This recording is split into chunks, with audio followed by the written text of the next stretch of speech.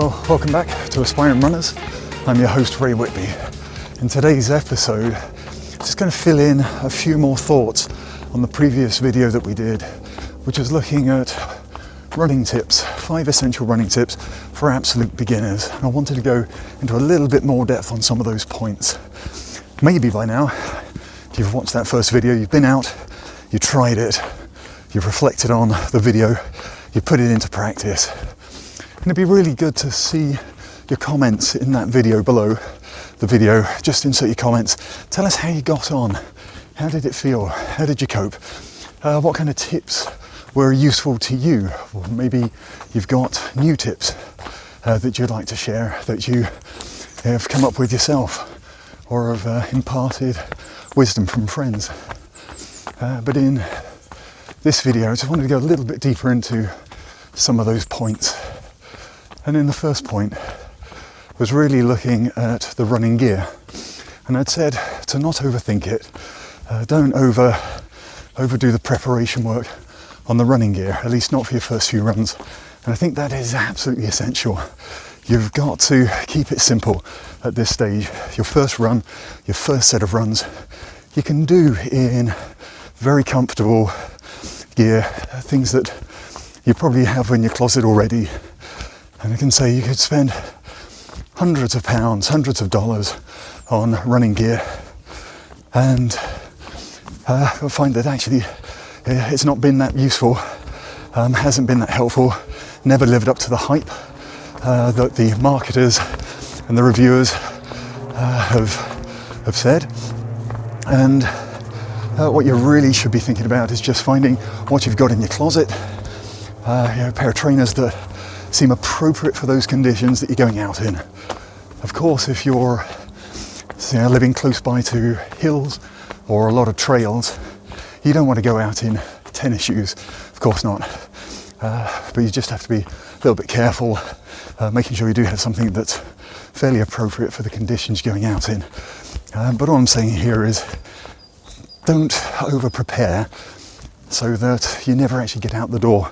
If you're constantly waiting for the next step to come, when you're searching all the reviews for this type of trainer or that type of running top, those kind of shorts, maybe a running watch, you'll probably end up at a point where you'll never actually get out the door. And when you do, you'll have invested so much of your thought, your time and your energy into trying to discover which of the running gear is best for you, that when you get out for the run, it'll probably even be a little bit disappointing. So we got some low branches. Oop. Try not to take my head off. Now, in the last couple of years, I've spent quite a few £100s, quite a few $100s on different trainers for different conditions. But equally in whatever terrain that I'm running, it probably does bode well to have more than one pair. And of what I found, by way of a quick comment, we'll do an in-depth discussion at a later stage, is that spending more money doesn't always equate to a better running shoe. And I've spent, say, £130 or $160 on a pair of Hoka Clifton 6, and they seem fantastic to start with. But anything above about 10k became really uncomfortable, and the thickness of the sole, which I thought would allow me to run for longer without any problems, actually did cause a few niggling injuries. And I've come to a point after about 4 months of trialing them where I'm actually going to have to retire that pair. And I've since gone back to a previous pair. It's only about a third of the cost, a pair of Asics, and surprisingly they've held up under all the conditions. They may not be as comfortable as the Hokas that I was running in, but I was able to feel the run. So I was able to adapt the running gait ever so slightly to make it a little bit more bearable on my knees. I wasn't pounding away with every step. Obviously I was doing a midsole strike, but I'd be a little bit more thoughtful. Ooh, a bit muddy conditions for us. A little bit more thoughtful about how I was running. I could get the instant feedback from my feet and adapt accordingly to those conditions.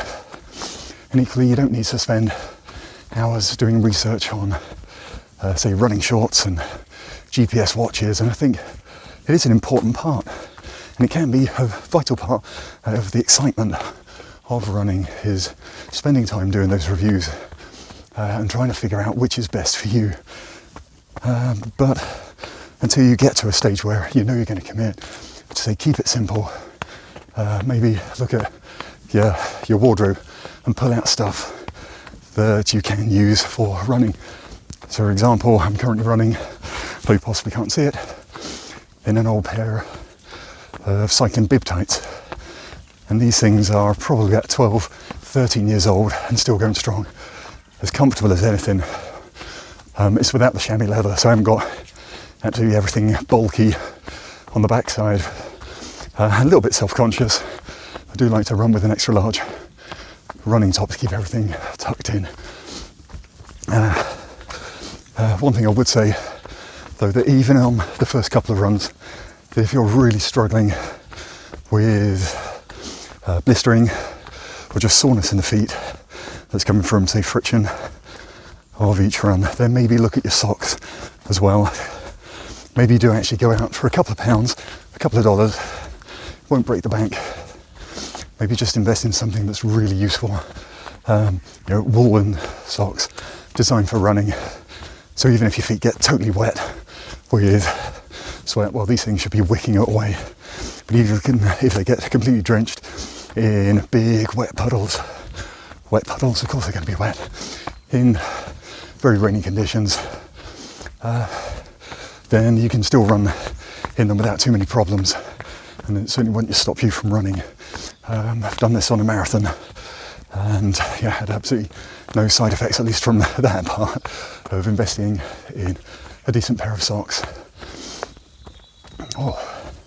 The second point I wanted to recap on was setting appropriate goals. And I said that you need to keep it real. And I think I want to stress that every run should have a goal. And every goal should be part of an overall plan of running.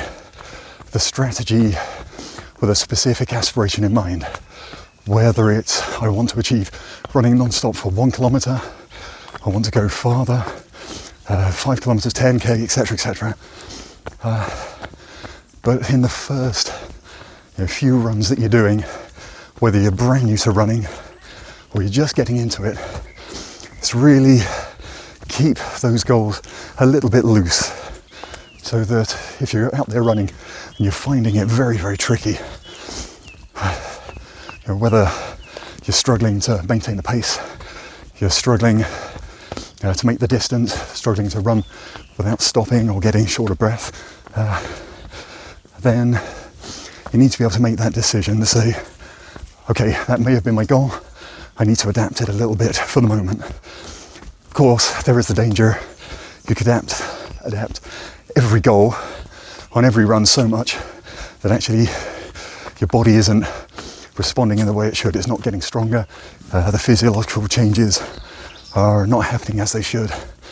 And that's something that we can look at a later stage. But the main point here, have a goal. And I'd even suggest writing it down. Write down what your goals are, what are your aspirations, and what are you going to do to get there. And another thing about goals would be, should you have an app? And these things can be very, very useful.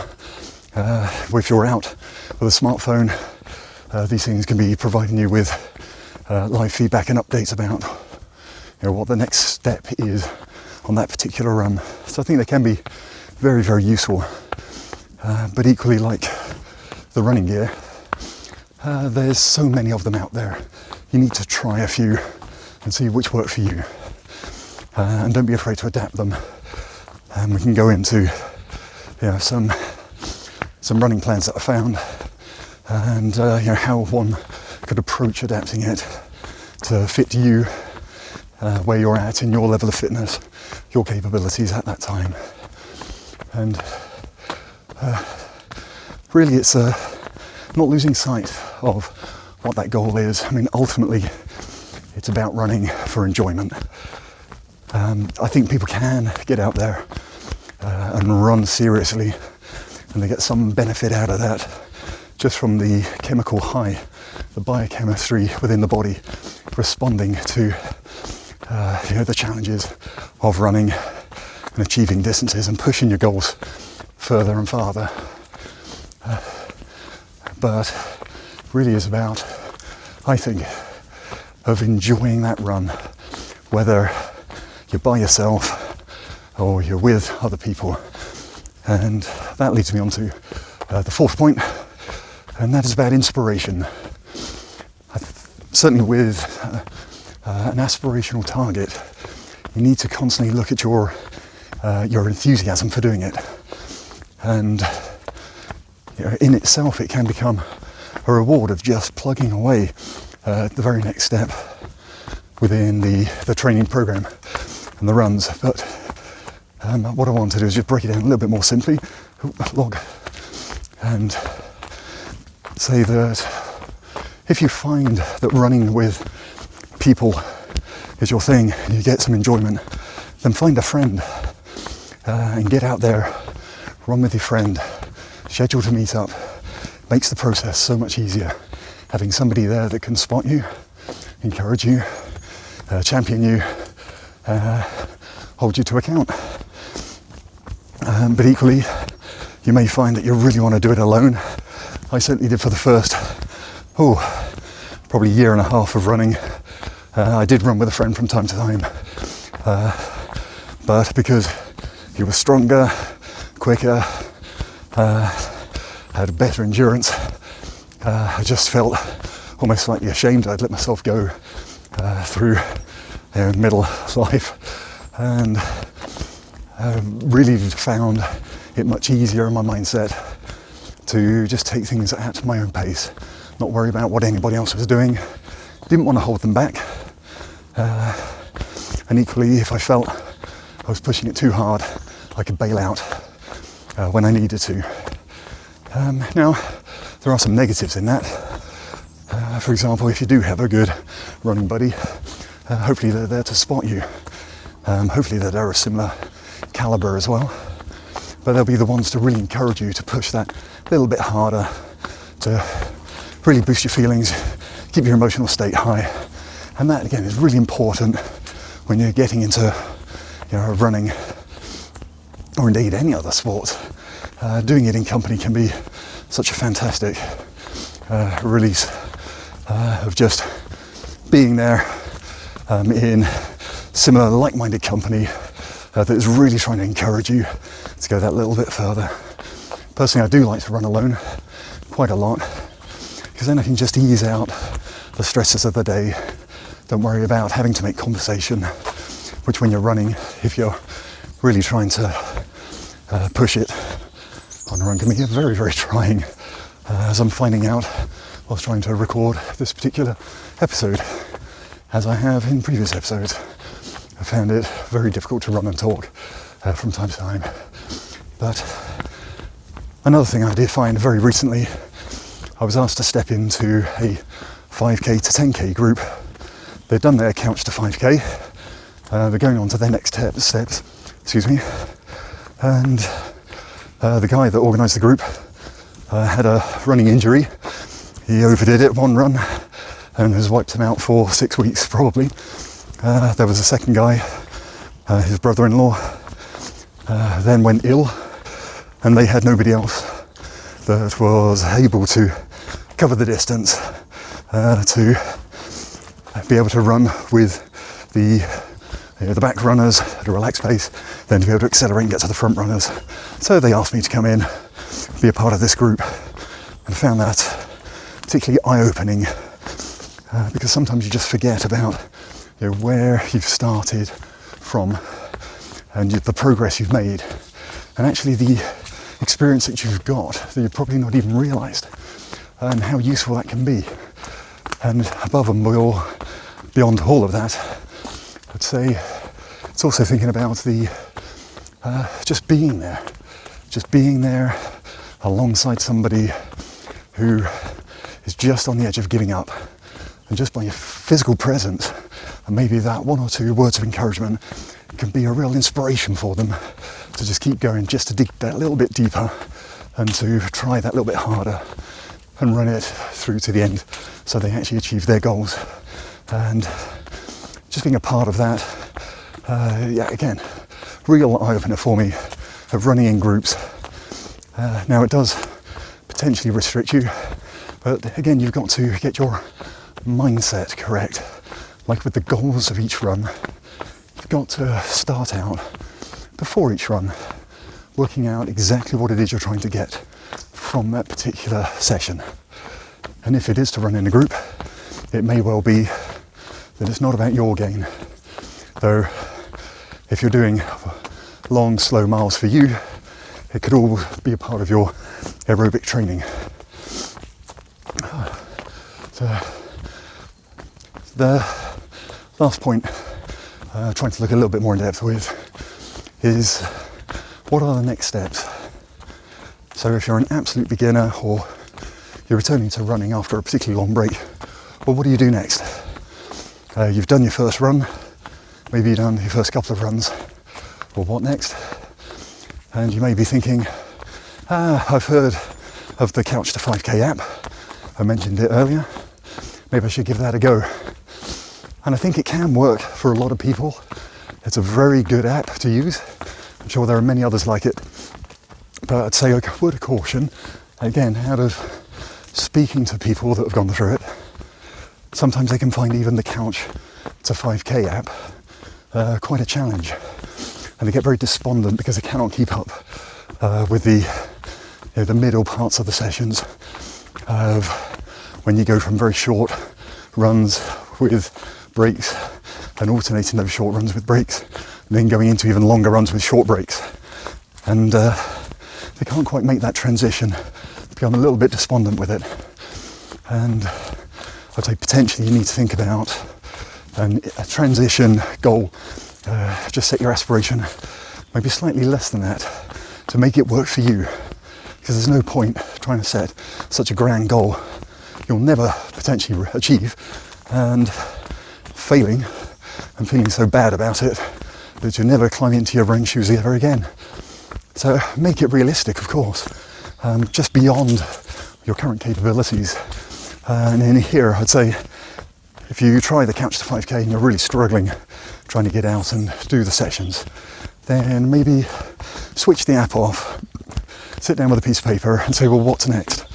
It could just be, let's run 1 kilometre with no breaks.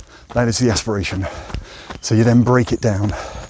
You're running a couple of minutes with a short walk, run a couple of minutes short walk, and then over time, say several weeks, maybe it'll take a month or two, try and reduce those breaks. Maybe try increasing the speed within those runs, reduce the resting time until the rest disappear and you can run comfortably, hopefully at your target pace for the entire kilometre. So really it's about being realistic with how you're developing, how you're finding it, without challenging yourself so hard that you fall at your very first hurdle. Now there, of course, are many, many questions that you're probably asking. You've been searching YouTube and Google trying to find the answers to. And as I say, there's some wonderful information out there, but it can be very, very daunting. And it could be things like, well, what about my running gait? How should I position my body? What about my cadence? How fast should my legs be going? Why is it I'm trying to get a fast cadence and I'm utterly shattered? I have no energy left and I'm just doing a very short and very slow run. What do I do? What about equipment? What's the best GPS watch that I could get for what I want to do? Again, all credible questions.